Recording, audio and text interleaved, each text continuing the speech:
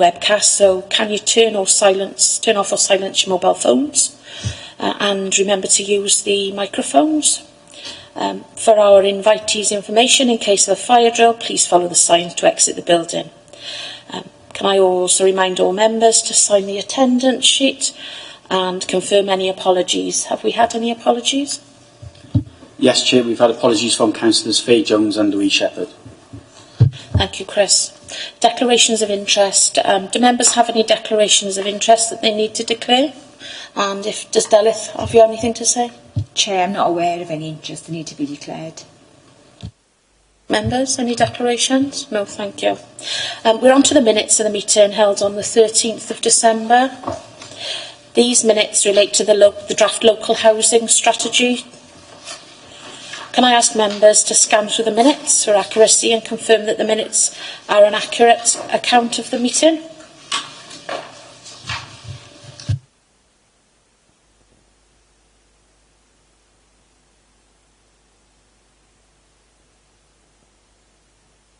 All in approval of the minutes? Yeah, thank you. On to agenda item 4, the action sheet. And this relates to the enforcement policy. And I think at this point, the committee requested that the exec member attend the meeting today. And so I'd like to welcome Councillor Cross. So basically over to you, members, for the questions, because I know that that you want to ask some questions on Councillor Thomas. Hi, Fiona. One of the main questions the scrutiny wanted to ask you was why the agreement with Kingdom was extended by the Chief Officer, Rachel Jowett, and not yourself, as you are the executive member. We thought perhaps surely it would have been you that would have made that decision and not her.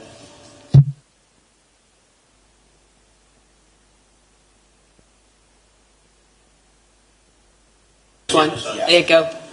Guest speaker. I don't have my own card. It's a good question, but because this isn't a policy change of direction, that it was already established by Cabinet, then it becomes an extension.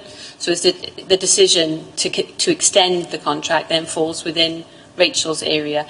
But if you're looking for the rationale, I support the fact that we continued it because I didn't want to break in service either. So I suggest, if you don't mind, Dave, I think then the question for me is that we spent an awful lot of time in the visioning process in May, deciding the topics that we were going to scrutinise throughout the year, and we were sort of the question really is then, I suppose, is why are we scrutinising something that is a chief officer decision that is under the limit for scrutiny is the question. I think that for me, and I'm not speaking on behalf of the other members in the room, but for me that seems an awful lot of waste of members' time if they're scrutinising something that didn't really need to be scrutinised if the decision could be taken by a chief officer and was eventually taken by a chief officer because you didn't take the decision when the committee met. I think that's a valid point in the sense that scrutiny should always feel that they can feedback and potentially change policy. And I'd like to really stress the fact that I've been a scrutineer for 9 years, or at least I was, until being given this position. And I really valued that role, and I know that I changed things when I was in scrutiny. So it's not to say that it was a worthless effort, because the extension of the policy isn't the only thing, although that's one of the elements of it. The actual, the value that you gave to give such perspective, it has very much driven the direction that I'm going in now.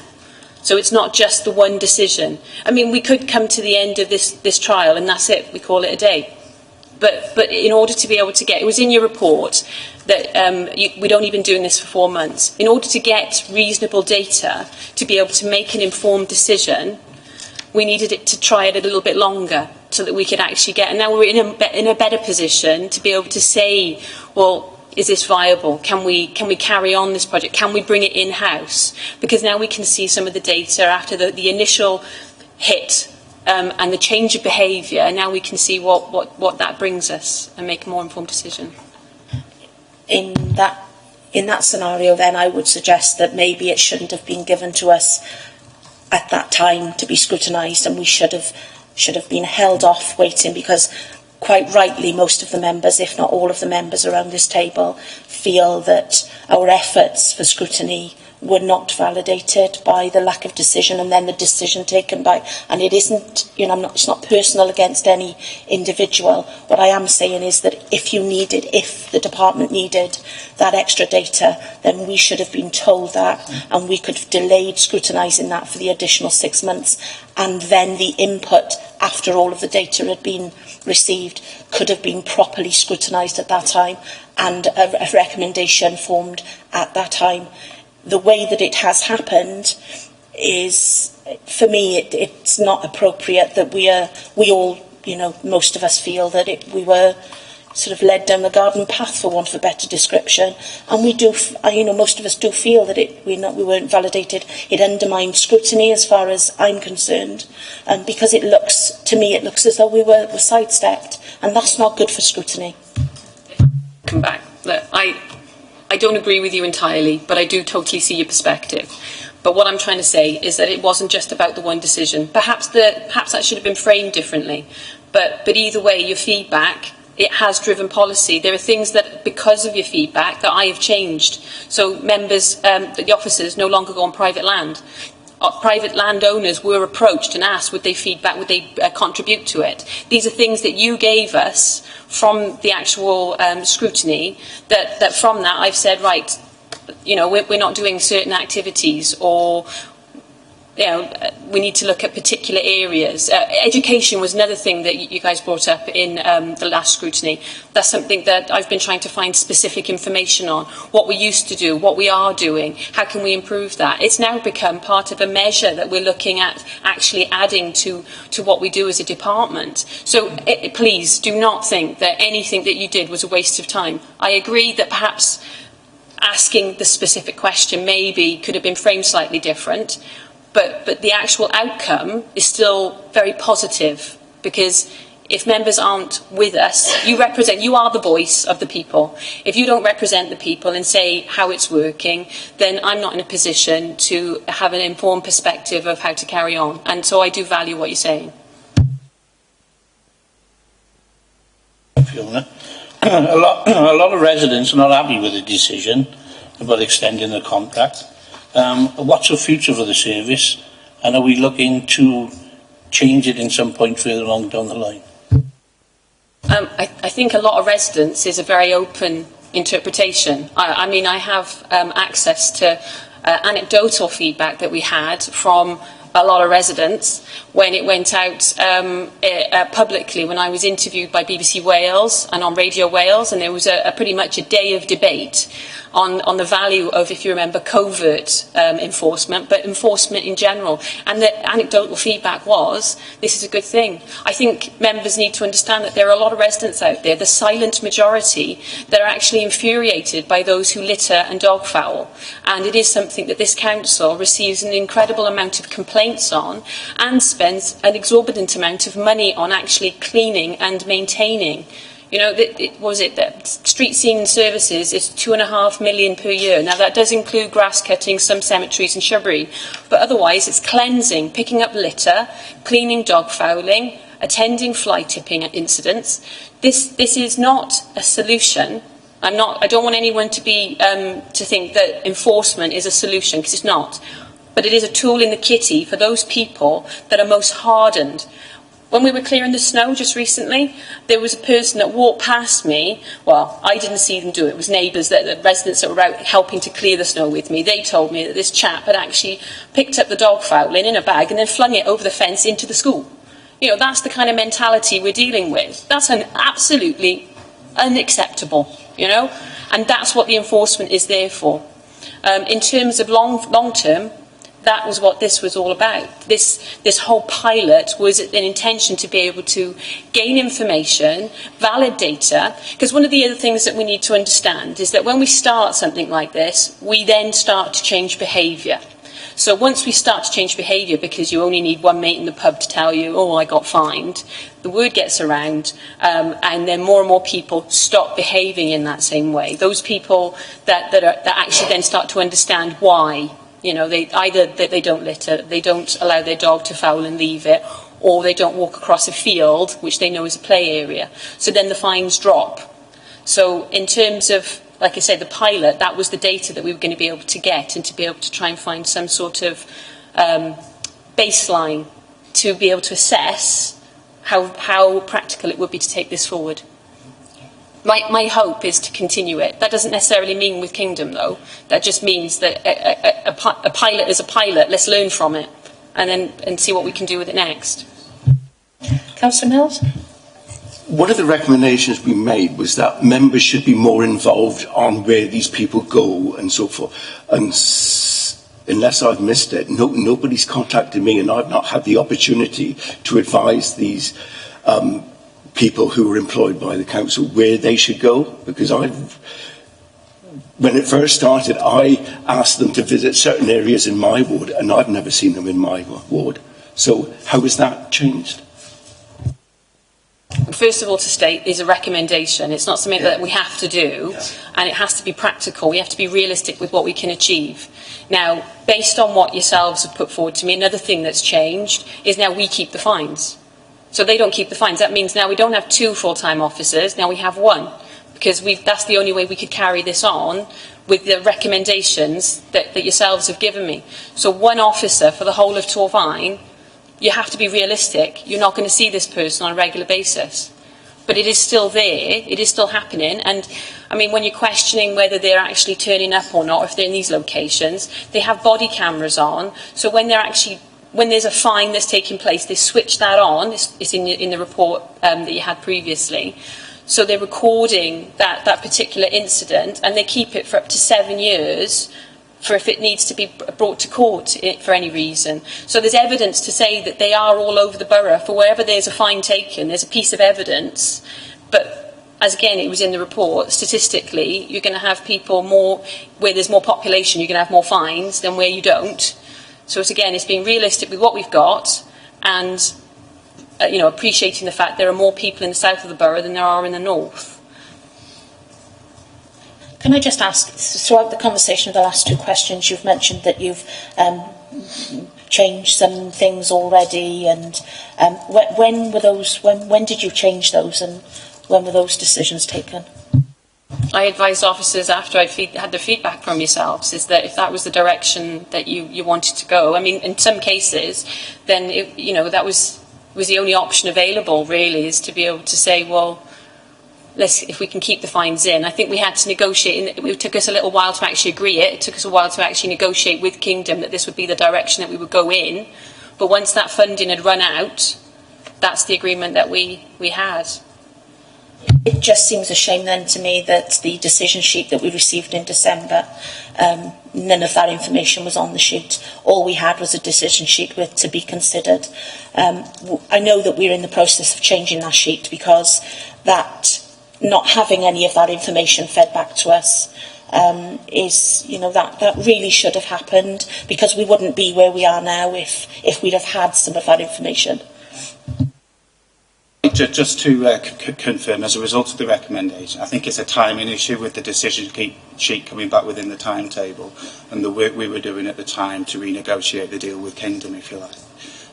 The Chief Officer report that was referred to earlier, that's when everything changed. So it's in that report that the fine income was going to be retained by the local authority, and that was as a result of the recommendations from scrutiny. You've got 1 person going on the borough. Have we got a timetable or an area they cover per week or day, or is it just random? It's not random. I have seen a sheet with, it's agreed as to the areas they'll go. I think it was 20 of the 44 members got back to us in terms of actually telling us the hotspots. So that's less than half of you, which is a real shame in the sense that, we actually asked for that data twice. But that data also will be based on other intelligence that we have, so complaints that we get as a council as well to particular areas that need it. But It's not random. By any means, it's not random. The only reason I asked that is they're not in Cumbrae more than they're in Blenavon. You know, there is a bit of a scope to be all around the borough, that's all. There is scope to be around the borough. Yes, absolutely, absolutely. You know, but they are targeting the main dog fouling hotspot areas, but live information comes in. I think I shared some emails with Councillor Cross earlier this week and some data. We get referrals from officers internally, not just and from members and from members of the community as well. And it's not just for dog fouling; it's for patrolling for litter as well. So we are getting live information all the time coming through, and the officer is being asked to patrol hotspot areas.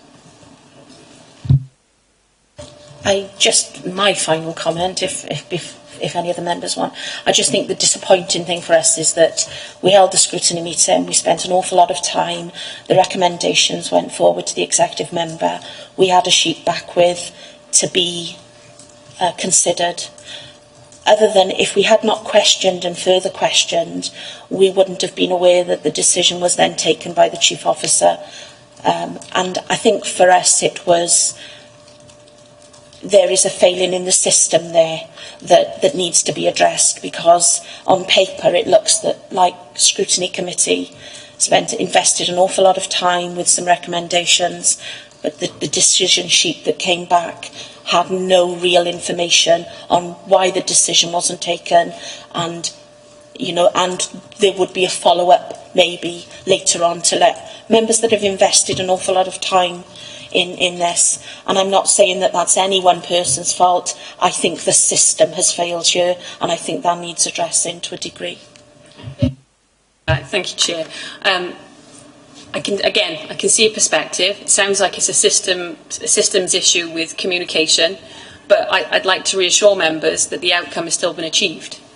Your feedback was taken, and it wasn't taken lightly, and it's helped direct policy. I've just given you a whole list of things that you've helped change. Like, if you cut me down the middle, that's what I am. I'm scrutiny. I've been a scrutineer for such a long time. I absolutely value what you have to say. And I personally feel that enforcement is not the be-all and end-all of this. This isn't the solution to litter problems and dog fouling problems, but it is certainly a tool in the kitty that we need. And that comes from 10 years nearly. A male, I've been a councillor for 10 years, and it comes from that long a time being a councillor to say that through all the other things that we've gone through, that this is part of that solution, just for those very hard-line people that no matter what you do, they won't change their behaviour.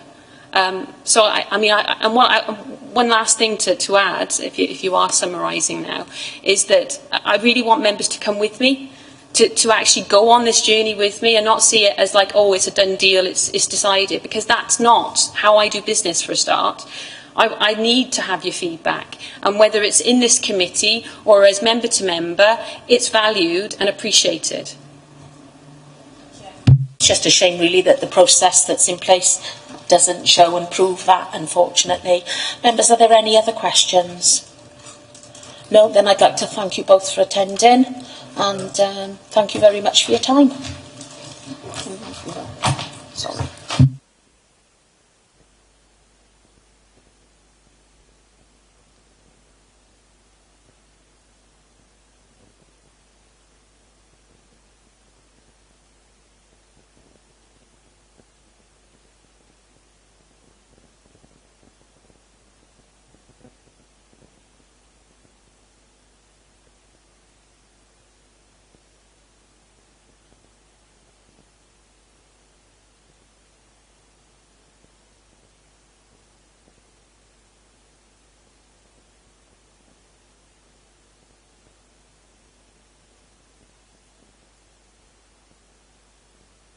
Members, just to let you know, we're going to pause the webcast for a second while we bring the officer in for the next agenda item. Thank you.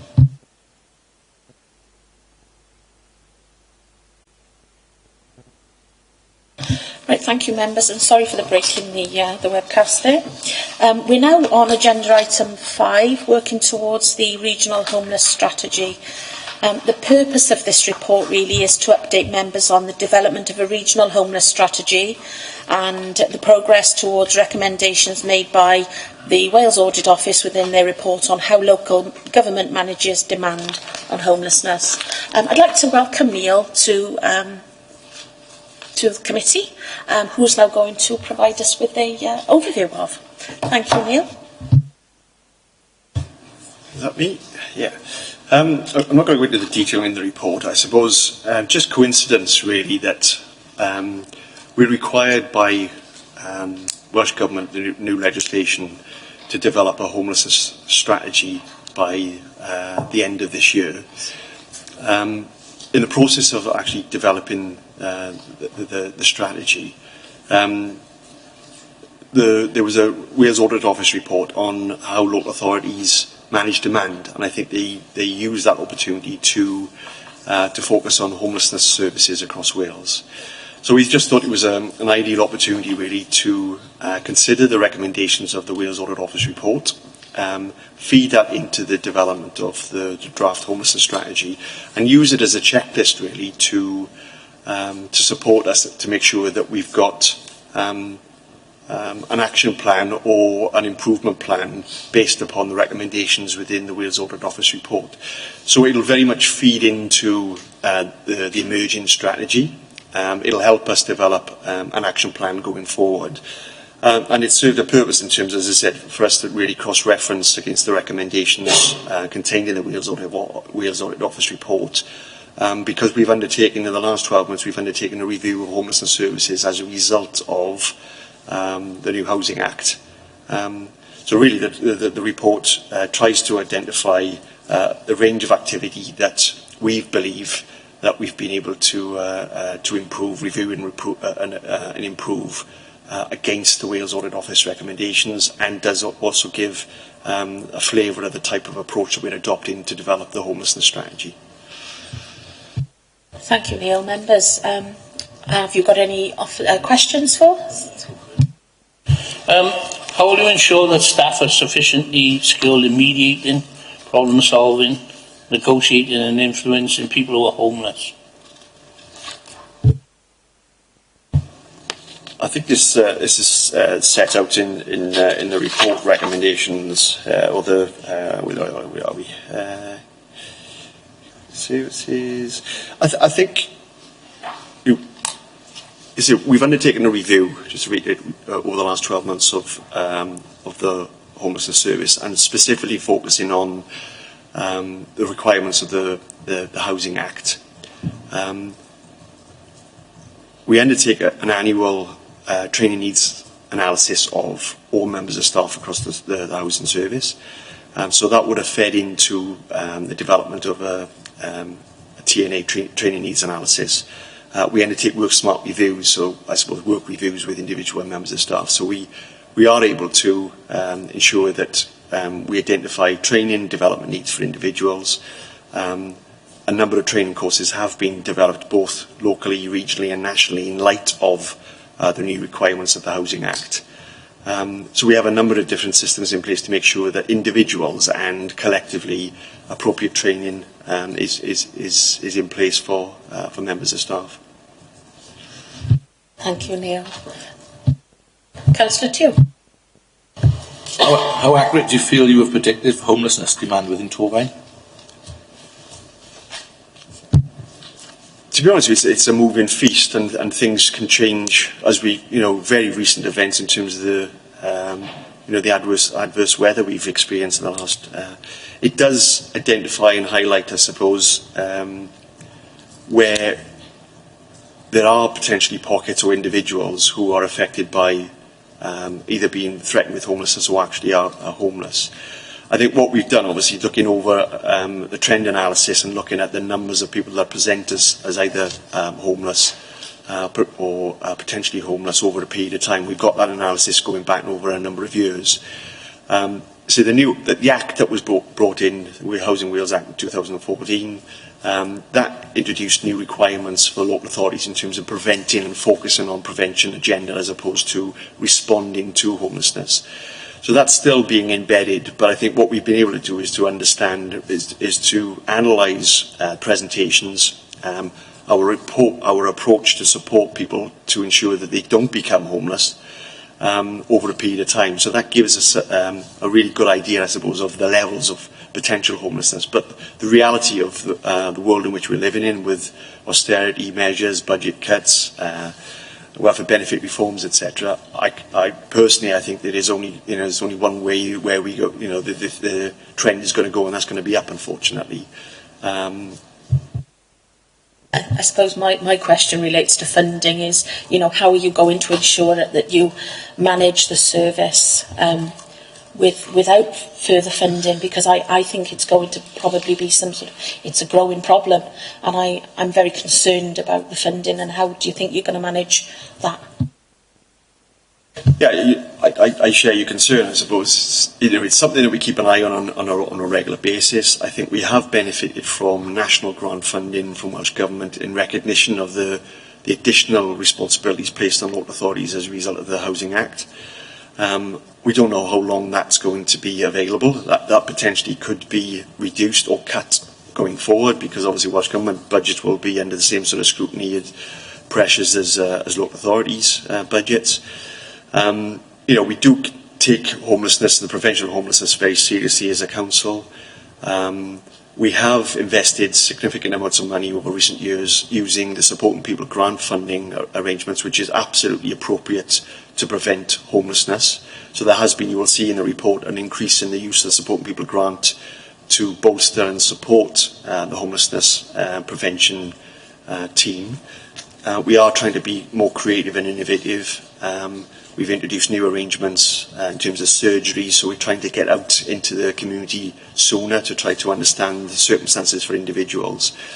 I think what we can do really is the annual sort of budget setting process is keep an eye on grant funding that becomes available, utilisation of Support People grant funding, which is separate from the national grant funding to prevent homelessness, and looking at the council's resources in tandem really to make sure that we have got appropriate funding. And obviously it's my role as head of service to make sure that I shout loud if we're under pressure. But we are under pressure, and in an ideal world obviously we would probably have additional resources, but the reality of the situation is all service areas are under. But I think we've got appropriate arrangements in place. We have undertaken a review recently, so we have benchmarked, I suppose, the structure and the resources that we have locally in Torfaen compared to other local authority areas. It's just a constant position really of monitoring as we go along, and if there's a spike in numbers and presentations, etc., we'll have to report that through and see what we can do to respond appropriately. Councillor Mills, yeah? Neil, do we have anything in place to deal with and to identify people who intentionally make themselves homeless? Absolutely. I think there's a code of guidance that comes along with the Housing Act, and gives quite clear sort of support arrangements and I suppose scrutiny arrangements for officers to follow. There is a very robust analysis of people's circumstances when they do present as potentially homeless. I think it's only when we actually explore some of the personal circumstances sometimes that all of the issues maybe come to light, etc. We can't assess somebody as being intentionally homeless. They've failed to do something, or they've done something that actually has had an impact on their circumstances. I think we are quite robust. I think there's getting the balance right between being a gatekeeper to accessing services and accessing housing more quickly than somebody who would perhaps be on the home seeker register. Getting that balance right between, I suppose, the duty that we owe as a local authority to people who are, in a vulnerable position and facing very difficult circumstances. But there's a robust mechanism in place to make sure that we ask appropriate questions, look for evidence to support what people are telling us.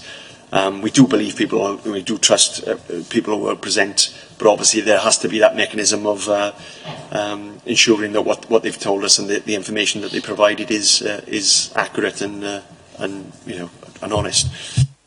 Thank you. And, yeah, Councillor Hawley, yeah.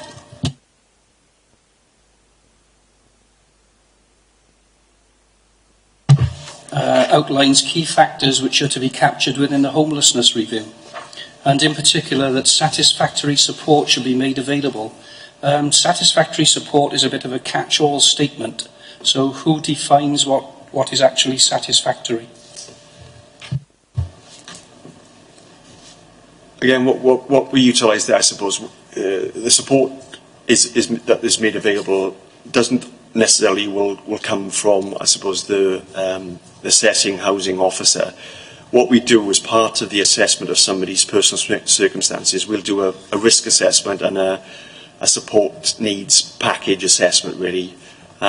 If it is determined that somebody would benefit immediately, for instance, with some support and guidance related to the support and people sort of framework, we'll automatically make a referral to perhaps a support provider, for instance, Torvine Mind as an example, for instance, or financial inclusion support, etc. So there's a very well-developed mechanism, a checklist almost, that we'll go through with the individual. We'll be assessing their needs and their circumstances. Of course, you can't do that, I suppose, in isolation. You can't just look at their housing circumstances. There may be wider issues. A lot of the people that do present to us have or do experience financial difficulties, for instance. So we have invested over recent years in developing a financial inclusion team, as an example. So we'll make a referral to that team to make sure that the individual is in receipt of all the benefits they are entitled to, and or to support the individual perhaps to negotiate with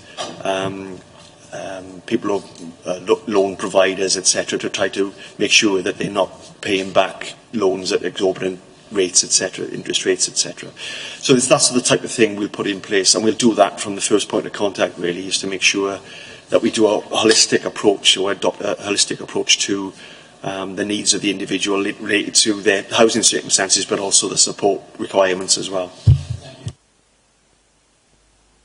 And any other questions? Oh, Councillor Jones.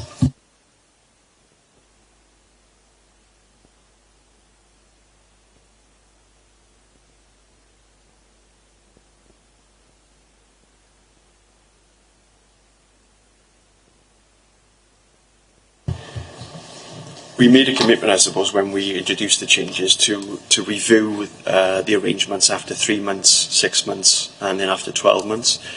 To be honest with you, the changes that we've introduced are still relatively new arrangements, but it has seen already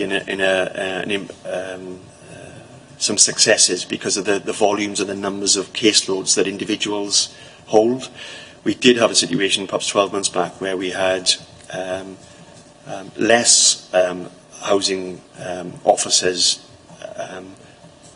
holding a significant number of individual cases. Because of the new structure we've put in place, we've bolstered the numbers of homeless prevention officers, which has reduced the numbers of cases that each one of them holds. And in turn, I suppose, we've also changed some management arrangements around the temporary accommodation that we use, and a fresh pair of eyes looking at those new arrangements again has introduced some improvements, and we've undertaken a review of our temporary accommodation requirements. So we've put in place monitoring review arrangements over a quarterly, 6-monthly and a 12-month basis, and we're in the middle probably of the 6 months arrangements now. And I say what we have found is that we've reduced the numbers of caseloads that individual officers are holding, which is obviously a real positive, because if you get to a situation whereby caseloads are very high, I think there's potential for mistakes to be made, for instance, or some things to be overlooked, or pressure, especially when there's maybe some sickness absence or adverse weather, for instance. So we've got some more capacity within the system now, within the structure, to be able to respond more appropriately to the increasing numbers of people that are presenting to us. Just a quick question on the back of that, really, is the homelessness prevention team, are we having any input or finance or funding from perhaps our RSLs for that, or any of the, sort of landlords or anything it directly affects them as well? Not directly, but what we have put in place, and we've piloted it over the last 12 months,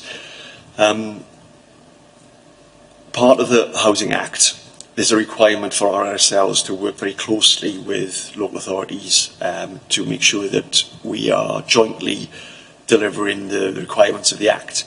To try to support that, Welsh Government worked with WLGA, Welsh Local Government Association, and Community Housing Cymru, who represents the RSLs in Wales, to develop a cooperation agreement, and Torfaen with Bronavon piloted the use of that cooperation agreement over the last 12 months. So that sort of a cooperation agreement basically looks at how the RSL is looking to support, or what systems and services they've got in place to actually prevent homelessness in the first place, and then to work with the local authority to ensure that they support us in terms of discharging the requirements of the Housing Act. That's worked well. The first annual review is due to take place of that cooperation agreement probably in the next month. We've put an action plan in place, so we'll be reviewing the action plan and reviewing the agreement more broadly. The intention in the longer term, obviously, because Bronavon are the largest RSL that we work with in Torfaen, we've piloted that, and what we will look to do possibly is to roll that cooperation agreement out to Melin and the others, although obviously there's charter, etc., reduced levels of stock within Torfaen. So whilst there is not direct funding from RSLs, there is that commitment and a requirement as a result of the Act for them to work very closely with local authorities to ensure that homelessness is prevented in the first instance as much as possibly can, and then obviously that services are appropriate to ensure that they support us to discharge our statutory responsibilities. Okay, thank you for that, Neil. On to, Councillor Thomas, Thank you, Chair. Neil, what safeguarding strategies are in place to mitigate the risks associated with dealing with homeless people with complex needs like mental health problems and such like?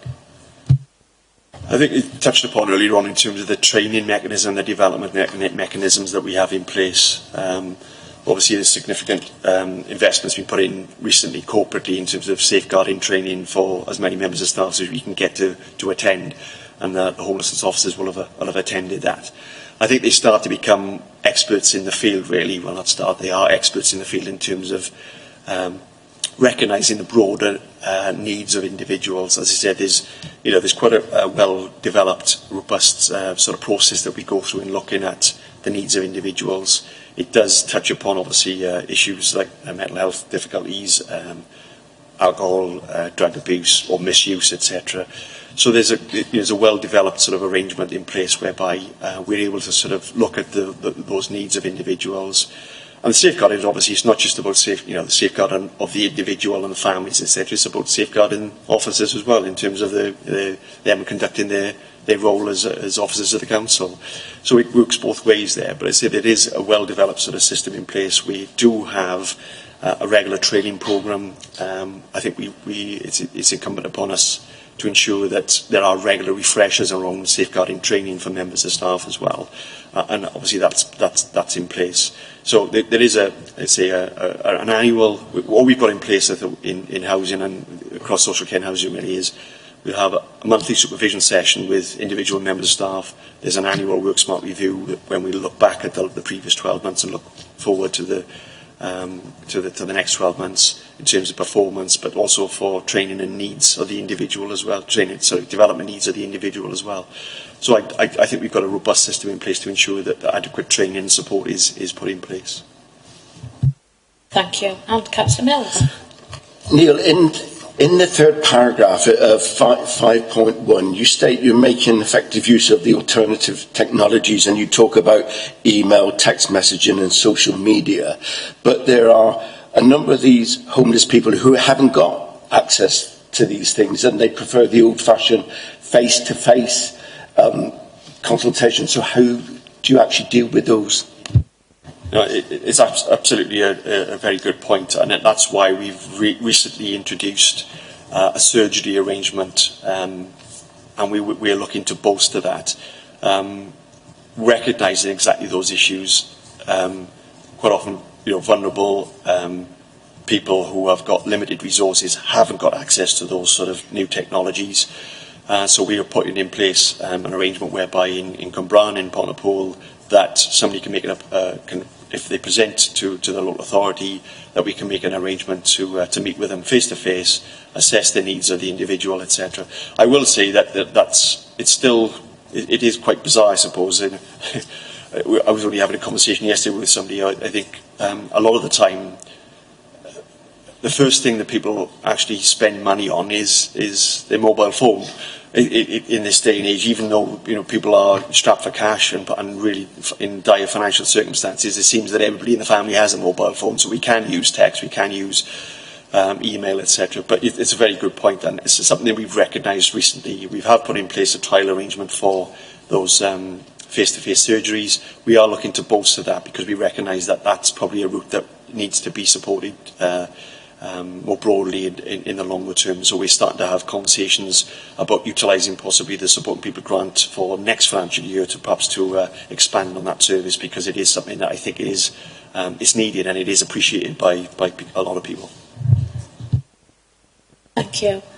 Councillor Hawler, I think you're... Yeah.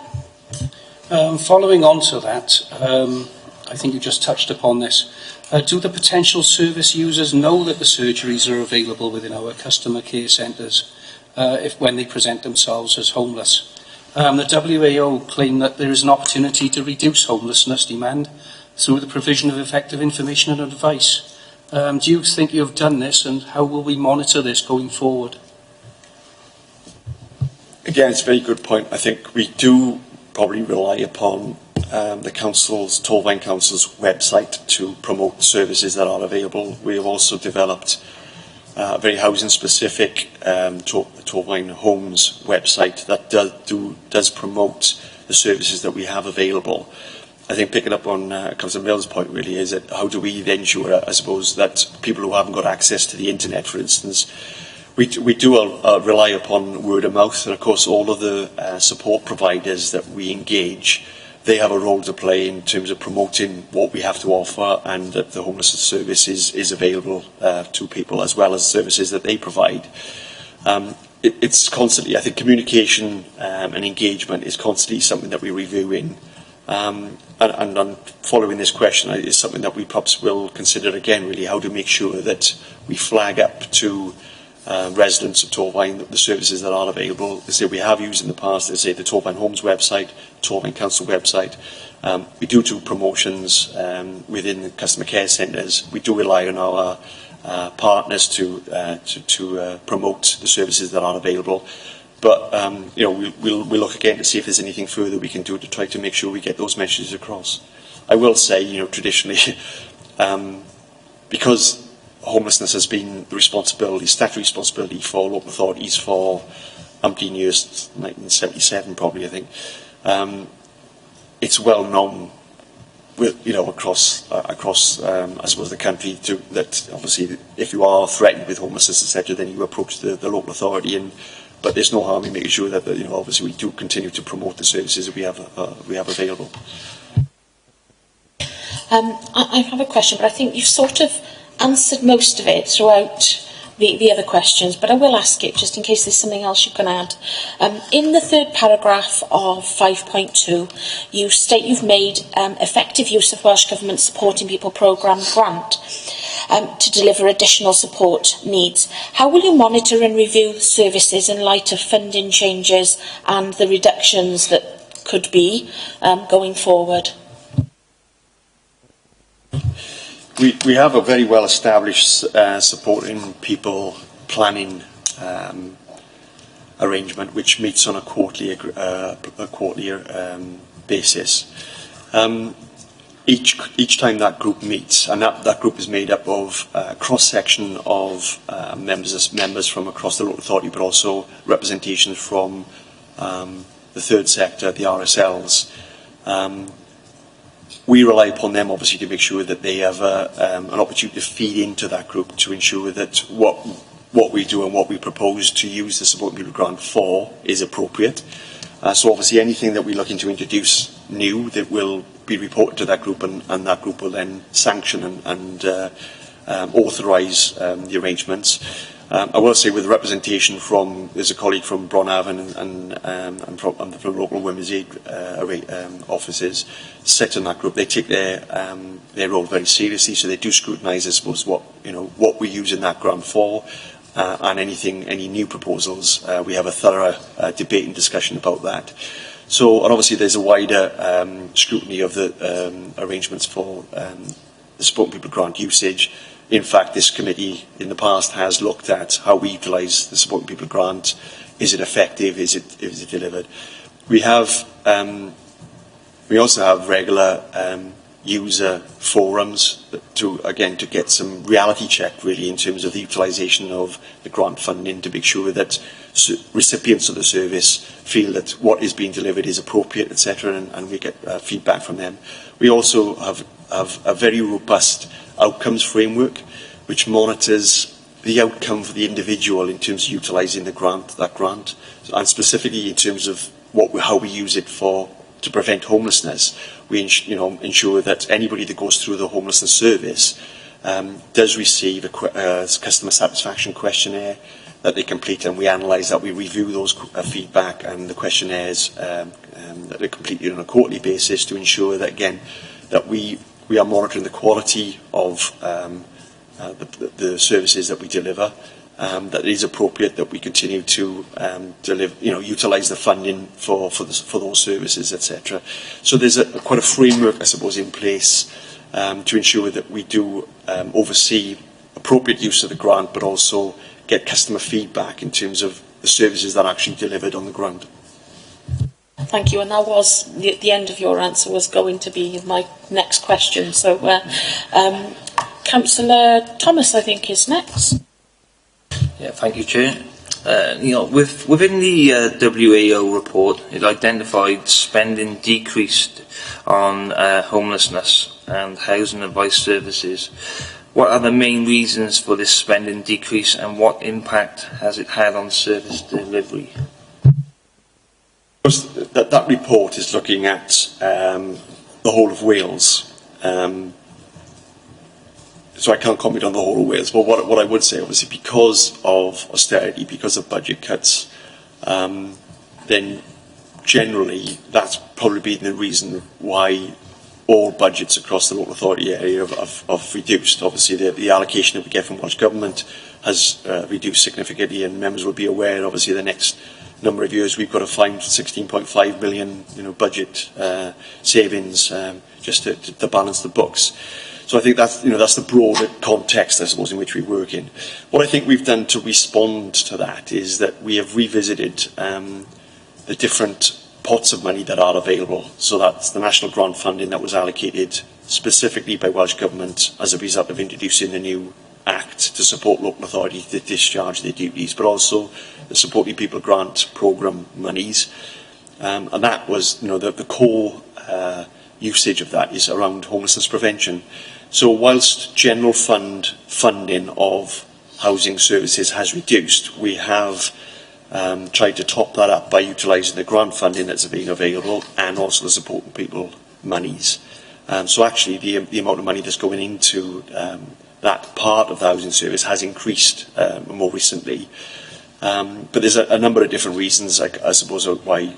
We've also, I suppose, specifically in Torfaen, there was a big push over the last 2 years, really, to reduce our use of bed and breakfast accommodation, and that's very expensive and inappropriate use of temporary accommodation.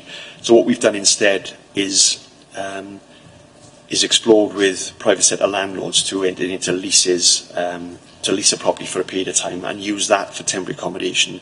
Now that has served a purpose in terms of it's more appropriate use, higher quality, and it's less costly than using bed and breakfast accommodation. So that is another reason why the reduction of in the budgets has happened over recent years within Torfaen. We've shifted the balance of reduced a very expensive use of B&B and introduced a new way of supporting people who are faced with homelessness and putting them into temporary accommodation, which is less expensive than bed and breakfast accommodation. Thank you. Councillor Evans? I was just going to ask you, are you aware that our social landlords might sometimes have properties that are empty when you're looking for temporary accommodation, and how do you cope with them, and are they made to take people on board? Because I think there is a case of some properties that have been empty for a while. Do you mean Bronhaven and Melin, do you mean? Yes. Okay, well, obviously we hold the Common Housing Register for the partnership across Torfaen. And so any properties that are empty, that are available, are advertised through Home Seeker, and of course homeless households can bid for those properties. Is that what you mean? Or do you mean long-term empty properties that social landlords have?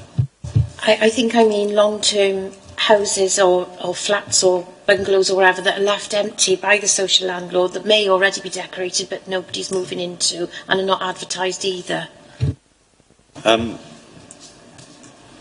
It's not within the interest of an RSL to keep a property empty because they're losing rental income on that property. So there would normally be a very good reason why they've kept a property empty for a period of time. Obviously, I can't go into the details of the individuals, but I can speak to you after the committee if you've got some examples. But there may be some hidden reasons why a property is empty. It may need extensive internal repairs, decoration, etc. There may be something wrong with the heating system, for instance, or the roof, for instance. So there could be a variety of reasons why. I'm led to believe, and I would say that both Bronhaven and Melin, obviously they work really hard to try and let their properties as quickly as possible because it means rental income for them.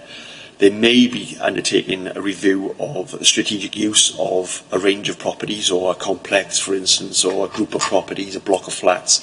So that may be some of the rationale behind keeping a block, for instance, or a group of properties empty. But without knowing the detail. But believe you me, when Torfaen used to have the stock, I used to be responsible for letting all the properties, and you would try to get those properties let as quickly as possible. So I don't think the RSLs are keeping properties empty for for any reason other than there's probably something that is required to bring them up to a certain standard, for instance. But like I say, we can catch up after the meeting if there's anything specific. Great. Councillor Evans, yeah? When will the Support and People service provided by Gwalia be extended, and in what areas? Sorry, any chance you can give me a bit more information on where does that one in particular? Do we know? Sorry, where's that? Which service is that? Gwalia. Yeah. Sorry, yeah. I'm not sure exactly what service specifically that, because we engage Gwalia to undertake a number of. Is there a paragraph in the report that?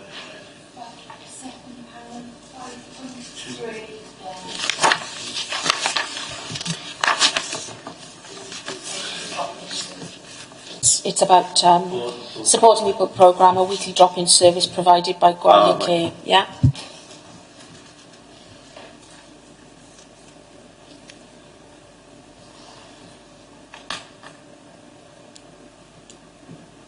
Sorry, I'm reading the just to remind me what the report has been given to.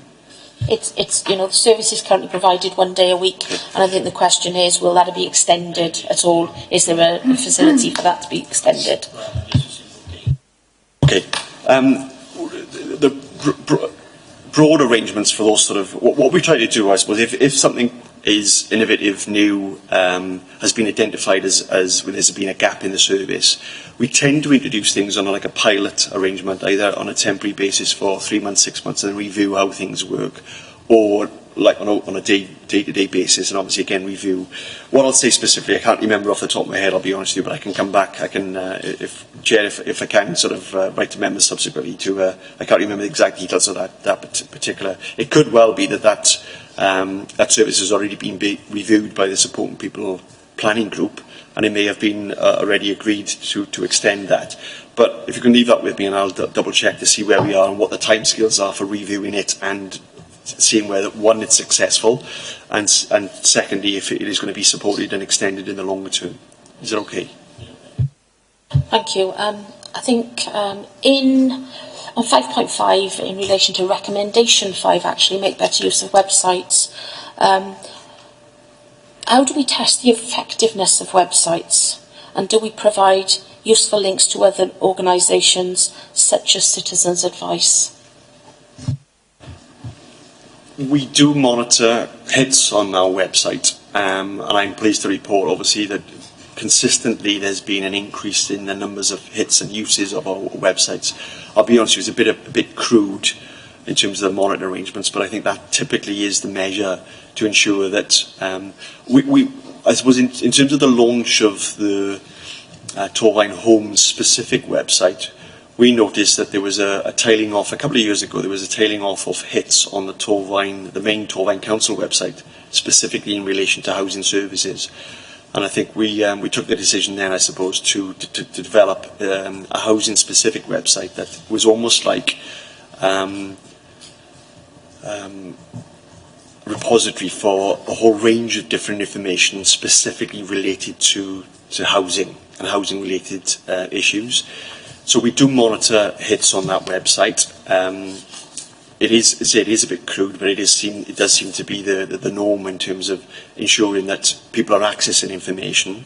As I said, we do also we have introduced customer satisfaction surveys for all the housing services that we introduced.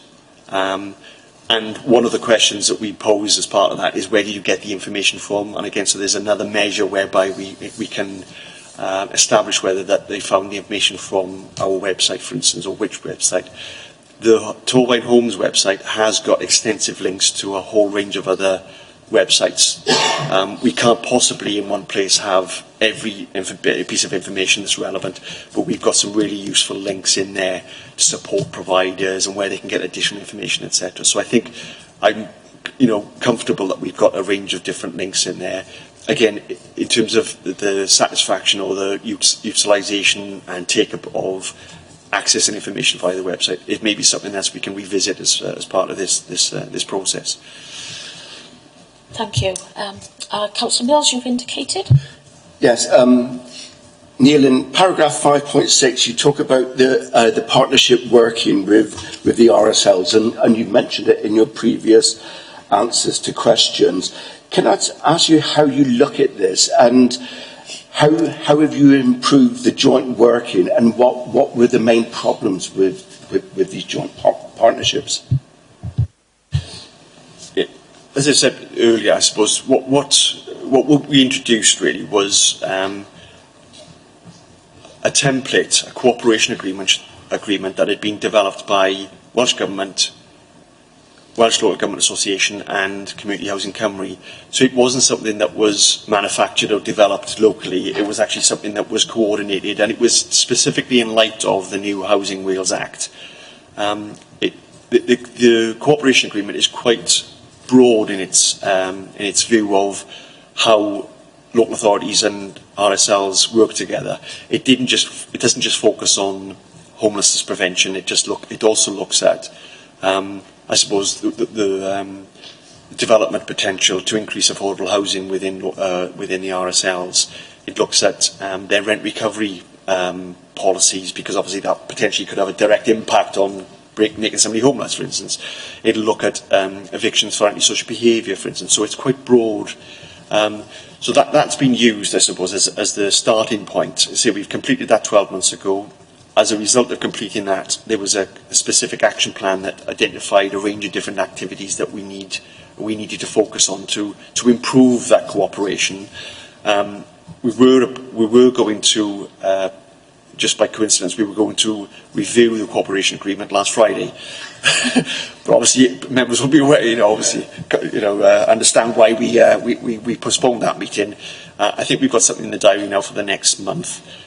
So we will be revisiting the agreement, looking at the action plan, updating the agreement and updating an action plan. The action plan potentially could be something that could be reported back to Scrutiny Committee at some time in the future if members thought that would be appropriate. It is a pilot arrangement across Wales. We were only one of 3 local authorities that utilised the cooperation agreement across Wales. it is looking to be rolled out. And for us, to say, once we've reviewed it, we will look to utilise it with our other key partners as well, specifically Melin Homes. But it's something maybe for a future visioning session for next visioning, maybe to consider. Thank you, Neil. I think this is my question. Really, is in relation to recommendation 8. That's the recommendation is to undertake self-assessment of services. Within the WAO report, they recommend that a self-assessment checklist be used to help identify options to improve how demand can be managed, and the checklist was in Appendix 10, yeah. Has this checklist been used? Because it's sort of not that clear in the report. Very simple. Yes. Yeah. That was what we used to formulate this report. And so it was using that checklist, I suppose, to assess ourselves against, and then that fundamentally fed into the development of this report. Lovely, thank you. Councillor Evans, isn't it? In 5.8, you state that improvements were needed to be made to the service delivery. What were the main areas that needed improvement?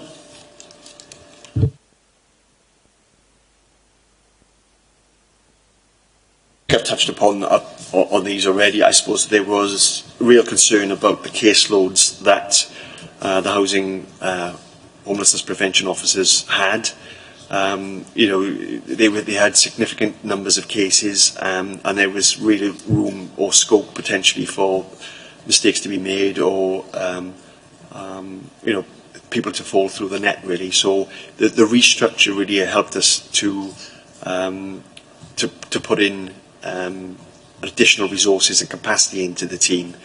And what we did there really is increase. We've now got 5 officers involved in homelessness prevention. We've got a young person's housing officer. We've got a specialist in mental health services, because I think increasingly we are seeing people approaching us who have got some demand and need for mental health services and support.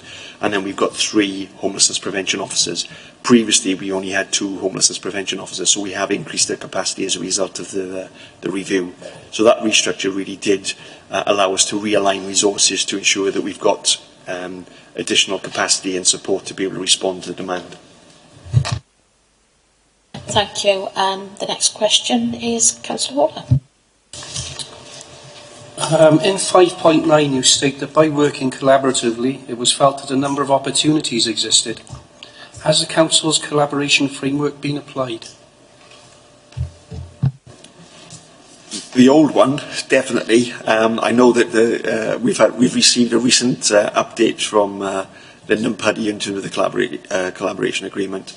I'm not as I sit here now, I'm not convinced that we would have utilised that, because obviously this arrangement was put in place before the last couple of weeks when that new collaboration agreement was updated. But definitely the old collaboration agreement would have been utilised and referred to in terms of the arrangements we put in place for regional working.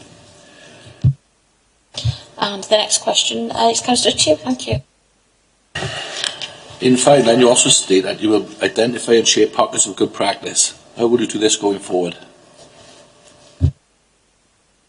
We've established a regional homelessness working group, and I envisage that obviously that we'll continue with that working group. I think there's various mechanisms that we utilise.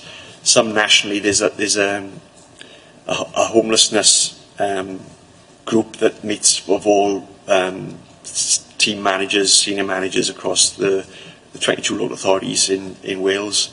They will share good practice. They'll have a quarterly meeting and look at a good practice. We have regional forums that we encourage each of our managers in different teams to meet up and again explore opportunities for either joint working or sharing good practice. And specifically in relation to the development of the strategy now, so we've established a working group, and I would envisage in terms of monitoring the delivery of the homelessness strategy going forward, that working group will continue, and that there'll be scope there, I suppose, to ensure that we do look at best practice and share that good practice.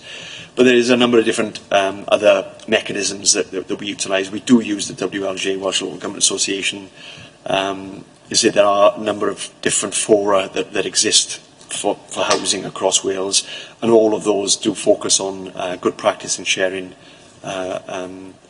innovative new ways of working, etc., across both, say, the region and nationally. Thank you.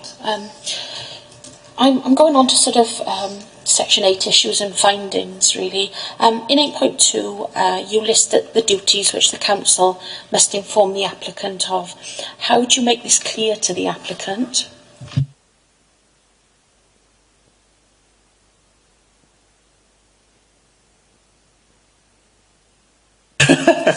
The reason why it's been quite a test in time, I suppose, because the Act is very specific in terms of what is required of us to communicate to applicants. But the reality of that on the ground means that somebody gets a letter like that. And we've tried to influence that by, there's been an ongoing sort of debate and discussion through the homelessness network across Wales to try to refine that process and to reduce the bureaucracy. Because let's be honest, if somebody's in, a vulnerable person's in a real difficult, situation, they're facing potential homelessness, they just want to have a decision, what's on offer to me, what can the local authority support me with, are you going to be able to prevent me from becoming homeless, etc. But unfortunately the requirements of the Act were such, it was, and again, written in legalese, which is often the case. So we've tried to influence, to say, using the Welsh Government, using WLGA and, say, the networks, to try to simplify that process. I think there has been some benefit. There had been a review with the Code of Guidance recently, and that has helped somewhat.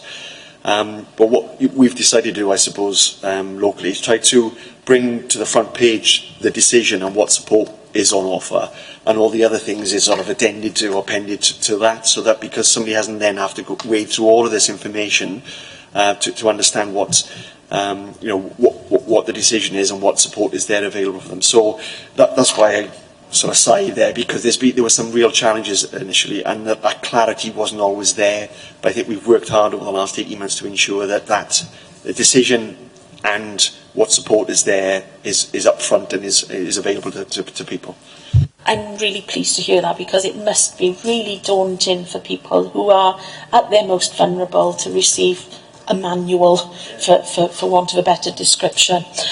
Going on to 8.4, you list the number of people needing assistance under different sections of the Act. The number of people requiring assistance under Section 75 seems to have increased significantly. I think you've probably answered the bones of this, but are there sufficient resources in place to deal with future demand? At present, I'd say yes, but I think the point has been made earlier on, or a question was raised really around capacity resources. We will have to monitor, and we do monitor the numbers of presentations, the number of people that we are coming through to the local authority on a quarterly basis, annual basis, and basically we'll be flagging up the need for additional resources as and when required. At this moment in time, to say, I think you do get to a situation where it plateaus, but there are peaks and troughs. Anybody who's been involved in providing support services will know that numbers tend to drop off in the summer periods, for instance, but they'll increase then in January, for instance, after the Christmas period. So there are peaks and troughs that you go through in an annual cycle. As it stands at the moment, obviously, it's still early days relatively for the new Act and the new arrangements for statutory responsibilities to prevent homelessness. We'll continue to monitor the numbers over the next number of quarters, really, and again, take a view about whether or not we have appropriate resources and capacity in the system, and if not, we'll have to see how we can support an increase. Thank you. And moving on to sort of 8.8 in the report, you state you want to ensure that a positive experience for service users is maximised. How are you going to measure or capture that and ensure that you continue to meet the statutory obligations? I suppose, the benefit of hindsight, maybe we shouldn't have... how can we turn somebody faced with potential homelessness or becoming homeless into a positive experience? impossible task, really. What I alluded to earlier on, what we try to do is to adopt a sympathetic, supportive, informative approach to people. The homelessness officers we have are very experienced, they're very caring individuals. We do get criticised from time to time inevitably because people are under stress and under pressure and, you know, dealing with very difficult circumstances. I made reference earlier on to the customer satisfaction surveys that we send out. We do receive positive and negative responses, as inevitably the service that you're delivering. We do look at those to review how we've delivered services and if there's scope for us to make improvements going forward. The reality is obviously it's a statutory responsibility. It's clearly in a report. It identifies, I suppose, the range of things that we have to undertake in 8.2. So there are specific duties that we have to undertake. We try to do that as sensitively as possible. We do encourage feedback. So we have those customer satisfaction surveys, and we do analyse those surveys to see whether or not we can make improvements. We do get, I'm pleased to say, you know, we rarely get complaints about individuals. It's more about the system, I suppose. And the reality is the system is we have a real challenge in terms of the supply of good quality affordable homes, not just in Torfaen, across Wales, across the UK. So we are managing a scarce resource. We have significant demand, and there's lots of different pressures in the system. And increasingly, the people that present to us have got very much more complex needs. You know, life is complicated now. It's much more complicated than it ever used to be, and we are seeing, as I said, the main features really: relationship breakdown, mental health issues, substance misuse. You know, so it's much more demanding, the individuals, families that come through to us. But I think because of the holistic approach that we adopt, we are able to put, it's not just about housing, we are able to put in place appropriate support mechanisms to ensure, from day one really, to ensure that people's lives start to improve as soon as they make contact with us, even though it might not be a housing solution, it'll be a support solution through the Support People Grant Programme. Thank you for that, Neil. Councillor Mills, I know you have a couple of questions. Yeah, sure. I've got 2 points. Who is actually within the council responsible for monitoring the performance and to be held to account against the homeless strategy? And also, linked with that is homelessness in Torfaen is quite low compared with places like Newport and Cardiff. And how, seeing this as a regional strategy, how will that impact on our resources? Basically, I want to know is, do financial resources from Torfaen, will that be spent elsewhere? Ultimately, to the responsibility for the delivery of the strategy, that will be Keith Rutherford, Chief Officer for Social Care and Housing, and myself as Head of Service. So we are obviously the responsible officers. In terms of utilisation, pooling resources, etc., absolutely not. What's the strategy?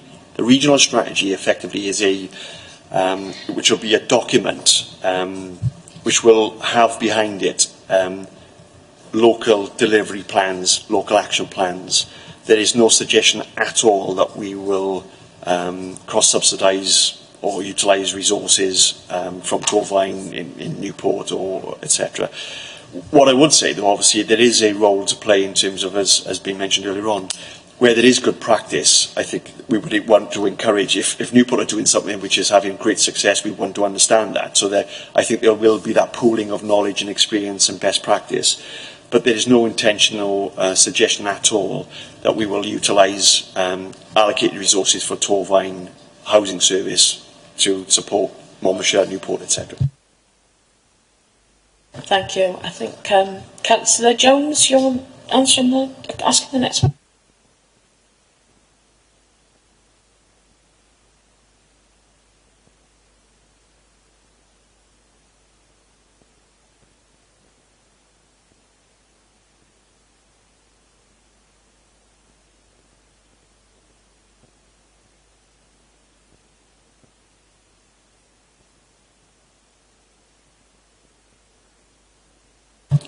Yeah, we're very lucky. We've actually we've got an individual who's been seconded to actually coordinate the development of the strategy on behalf of the region. There is we have a very well-developed sort of consultation plan. We're in that process now. I suppose we're bringing together. We've got a draft strategy. As I said earlier, there'll need to be 5 specific homelessness reviews and action plans that sit behind that, each for one of the local authority areas. But we'll have a long list of consultees, I suppose, that we will be engaging with. Who was the organisation? Was it Shelter specifically? Shelter, yeah, absolutely. And we've used Shelter significantly in the past. Whenever we've developed, we use TypeHub and Shelter extensively to run past any development, housing-related policies and strategies that we've developed in the past. So they'll be key players in that regard in terms of the consultation process for this strategy. Okay. Thank you. The next Councillor Thomas. Thank you, Chair. Neil, will Scrutiny have the opportunity to review the draft homelessness strategy once it's completed? In terms of, the practicalities of developing the strategy and taking it to Cabinet for approval before the end of this financial year, well, yes. If that's your wish, I suppose what I was thinking about is, because of the scrutiny cycle, there may not be an opportunity for you to receive, but we could do it. We could either do it virtually outside the scrutiny cycle, or indeed, Jay, you could have a specific scrutiny sort of... What sort of date are you looking for this? It'll be the tail end. It'll be the tail end of 2018. So we'd want to put it in place and take it to Cabinet probably, say, literally be November, December time. So if there's an opportunity to bring it back to scrutiny at the next cycle, or have a specific scrutiny committee on the draft strategy, then happy to do that. Okay, thank you. If you could bear that in mind when you attend for visioning, yes, that would be great. Thank you. I think the next question is indicated, Councillor Evan. Yeah. Have all the phases as stated when your project startup document been completed as per schedule? Everything's on track. I think the reality of the situation is that we have to have a strategy in place. That's a requirement by the end of the year.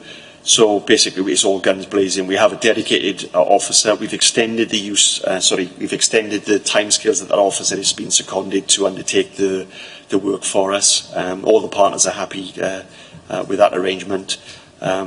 So basically, the project plan is running to schedule.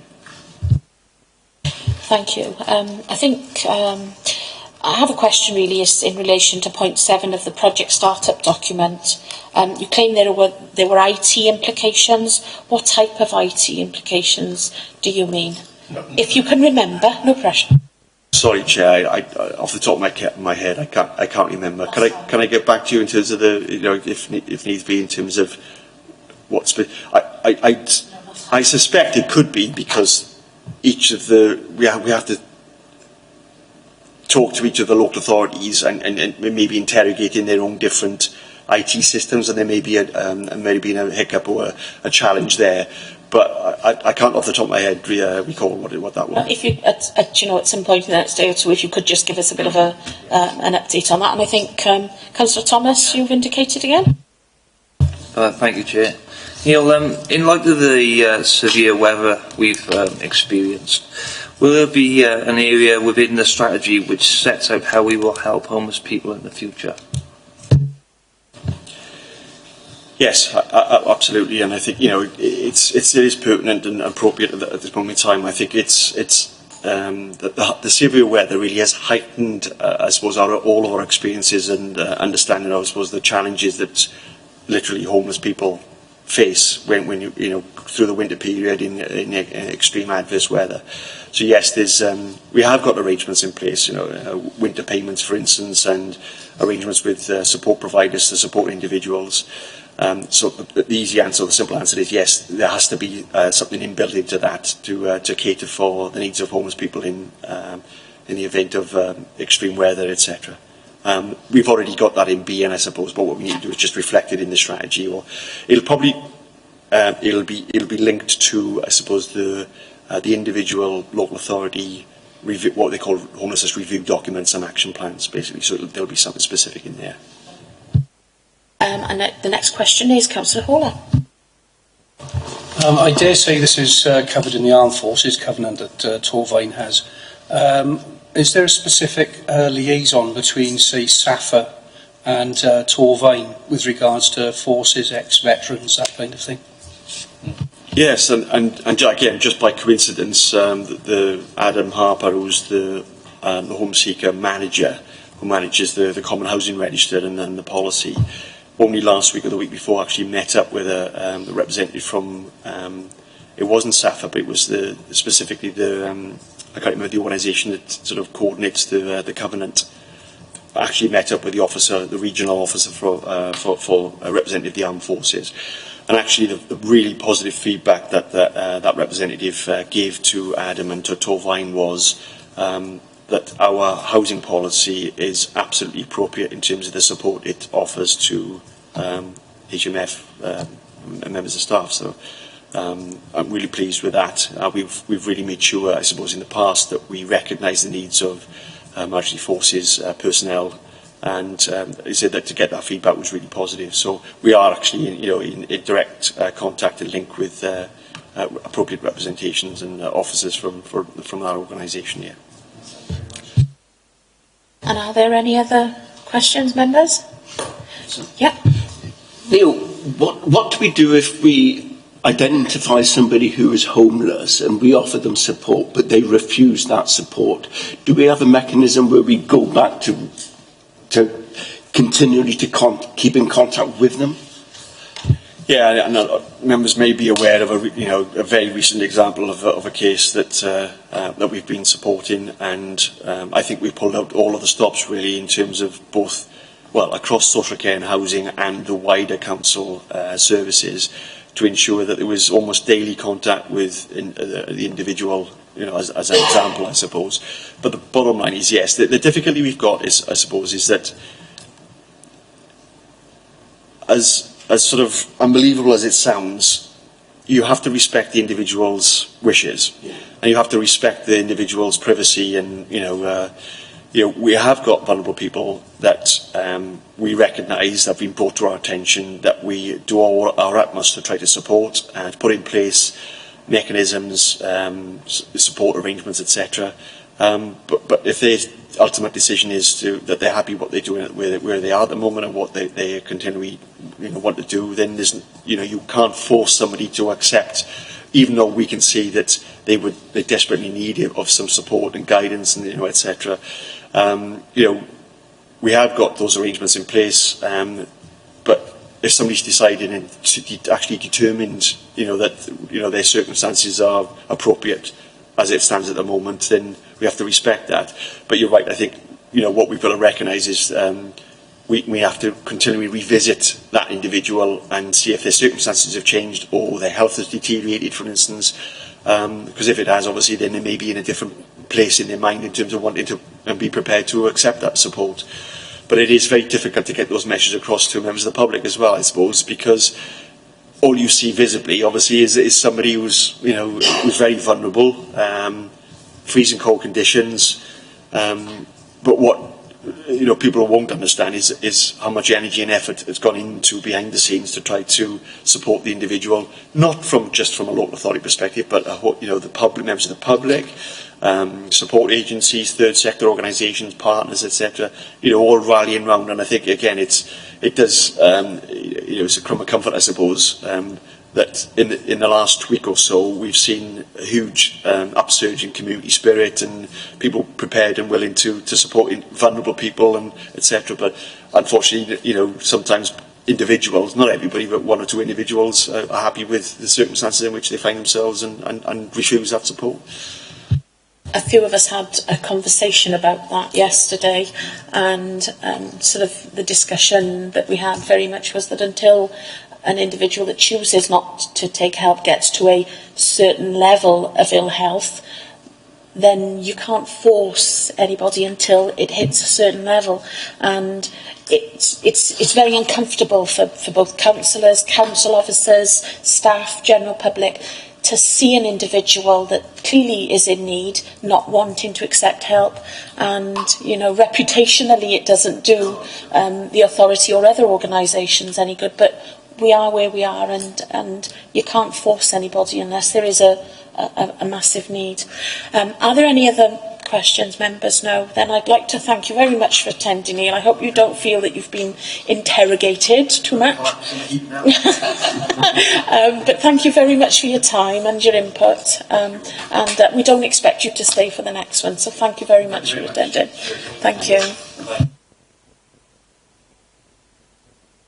So members, I'd just like to sort of remind you on what we've, as a scrutiny committee, we're being asked to consider sort of form our recommendations. The Safer Communities Overview and Scrutiny Committee has been asked to determine whether the local authority is taking appropriate action to address the Wales Audit Office recommendations, and whether the actions in working towards the regional homeless strategy will appropriately address and engage with people who present as homeless within Torfaen. We now need some of your thoughts maybe on formulating recommendations. I must admit I was extremely impressed with the way Neil answered everything off the top of his head. He obviously had a huge knowledge of the subject, and I feel reassured that we've got somebody like Neil in place who obviously knows what he's doing. Can't disagree. I think he's very, very knowledgeable, and I think that we are lucky to have an officer of that calibre here. Any other? Myself, with his knowledge and everything else, how he's able to work with the other RSLs and implement strategies and work across the board, I thought I was quite impressed. Thank you. I think the answer to the scrutiny question is yes. I agree. I mean, I've sort of jotted down some things myself, and maybe Leanne can come in later to see if there's anything that she noted down that I missed. I think maybe sort of some of the funding, potentially losing Welsh Government funding. Can we perhaps formulate a recommendation on looking for other sources of funding? I think part of what came out of if we have to find a potential failure in this report, it's the reliance on IT and websites and a lack of the face-to-face. And so maybe we could formulate a recommendation where we recommend that we use the more of the face-to-face, and and not just rely, because one day a week with the Gwalia thing, with a group of people that are vulnerable and possibly don't have access to websites and IT, perhaps that part of our recommendation should be that we further enhance that face-to-face. And where it is, because it was only in 44. Absolutely. In relation again as well to the website, there are those that can access the website, and Neil did say that it was rather crude. So maybe part of our recommendation is that we should have a better established website for that. The cooperation agreement, one of the members here asked whether that could come back to scrutiny. I think we could put that as a recommendation that we are looking for, again with the recommendation that we get to review the homelessness strategy, and I think that's pretty much all and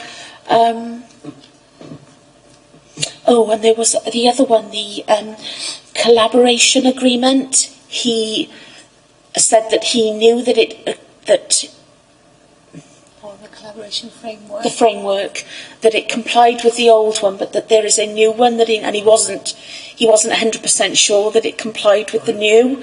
So perhaps if we could recommend that is also Yeah, so that we know that it's the new collaboration and agreement or framework is yeah. Anything else that's flagged up with anybody? Leanne?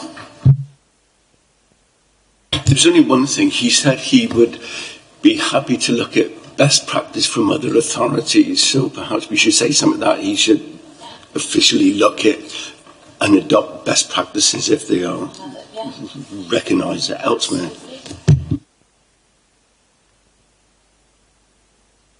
Just in light of the subject that I brought up to him, I think perhaps they could have even tighter links and knowledge of what is going on for our social landlords and how the housing stock is held, because I don't think it's as tight as it could be.